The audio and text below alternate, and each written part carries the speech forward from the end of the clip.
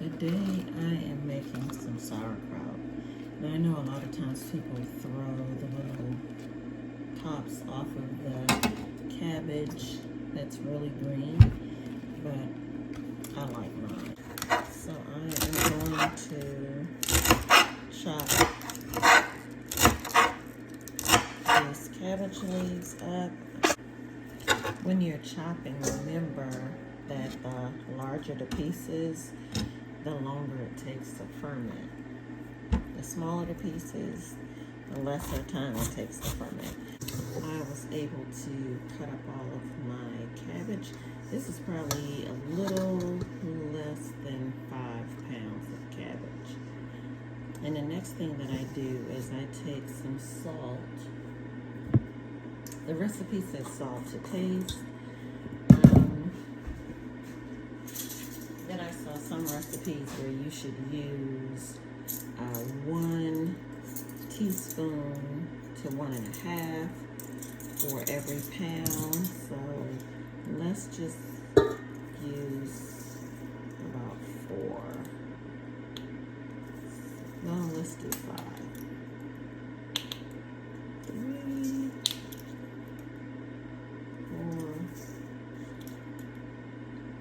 4, 5.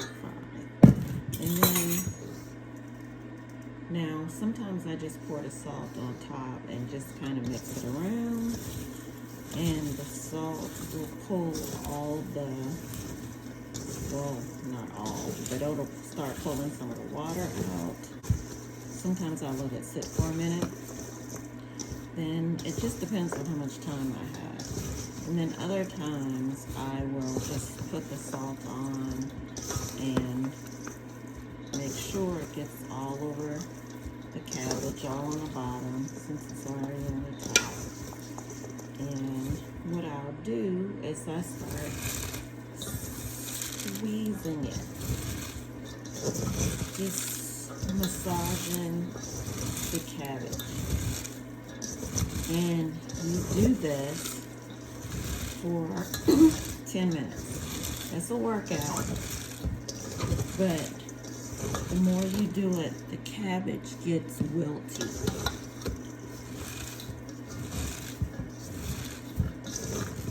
And the juices begin to form with the cabbage juice and the water on the bottom. But just set your timer.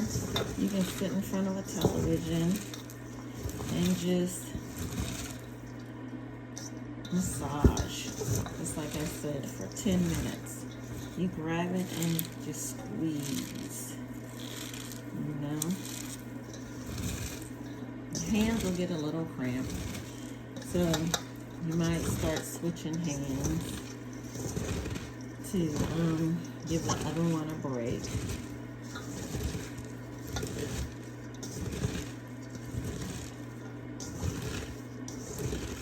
And if your hands just get too tired, just, you know, give yourself a rest for a minute and get back at it. But you see how, you know, it's drooping, wilting, so it doesn't look as full as it did. And then the color is starting to change. So, but you just keep doing it for about 10 minutes. It's going to form its own juices, so you probably won't even have to add any water as you put them in jars. You can taste the cabbage to see whether it's salty enough, and if it's not, add more salt to it. Okay, after 10 minutes of, you know, just really massaging the cabbage and stuff. Oops, I don't want to lose any. But you can kind of see all the juices, oops, down there, from the salt pulling the juices from the cabbage. But you see how it's not as full as it was. The cabbage looks a little shiny. So I am ready to add the cabbage to my jars. try to get the Redmond sea salt, which is a really good salt because it has a lot of minerals and stuff. And what I'm going to do is fill the jars. You can just stuff the jars and just really press firmly. You know, just pack it really good in there with your hands. Just constantly just pack it in there as tight as possible.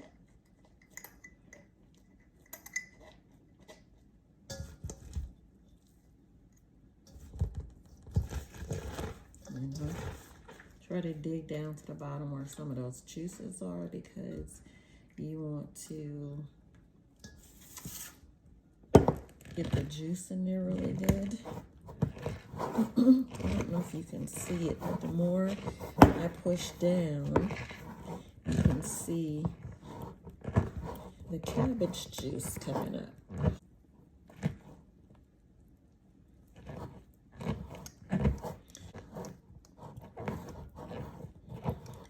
Really packed in there. So I'm showing you the way I did it when I first started doing this. Okay. So you get it down in there really good because you don't want any cabbage on the top floating around. You want everything to be submerged. And so when I first did this, I didn't have all of this fermentation stuff. So I would have to use like a piece of the, you know, the green pieces of the cabbage, the leaves, and I would have to put it on top like this so that I can make sure that all the cabbage pieces were submerged and nothing is floating because you don't want it to create any kind of mold. So then you would put a lid on it. And not real tight, but you would put a lid on it. And then you would take a bowl and put it in a bowl and then put it in a dark place. Every day you would have to loosen this top and let it air out. And you probably do that for like a week. And then after a week, you start tasting it to see, is this how I want my sauerkraut to taste? But you can have sauerkraut sitting around on a shelf for months, you know? Some people want it like that. After doing sauerkraut for a long time, I started getting some tools to make stuff much easier for me. So I have a tamper, or they call it a kraut pounder, and you put it in there and it pushes it down, you know, and you keep filling it up.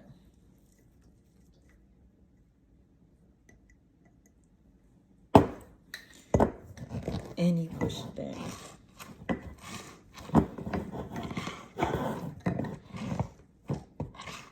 You see? It makes it so much easier, and it makes it faster. Now, another thing too about the jars that you get, try to get the wide mouth jars because it's just easier to deal with. Like when I did it by hand just now, I was able to put my whole hand in there. So try to get the wide mouth jars. Much easier. But you see how much quicker this was? By, you know, some simple tools right off of Amazon.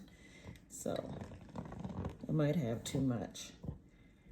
But I'm going to show you another thing that I have that makes it easier. So that's submerged really good.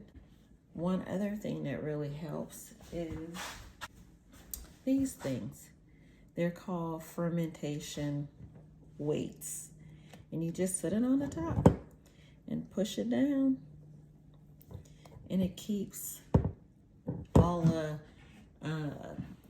cabbage from coming up. And then I have these fermentation tops that I just screw on. And then I don't have to worry about burping it every day. I just put it on and screw it on. Now I do have to put a bowl under it because as it ferments, the gases are going to come out and kind of leak out. And so I don't want the cabbage juice all over my shelf. And so that makes it much easier. So here are the completed jars. We got 4 pints of sauerkraut. This one I've had since about January. I took the weights and stuff out, and it's just on the shelf until I get ready to start eating out of it. And once I start eating out of it, then I just put it in the refrigerator. But this will sit on the shelf, as long as you tighten it, for months.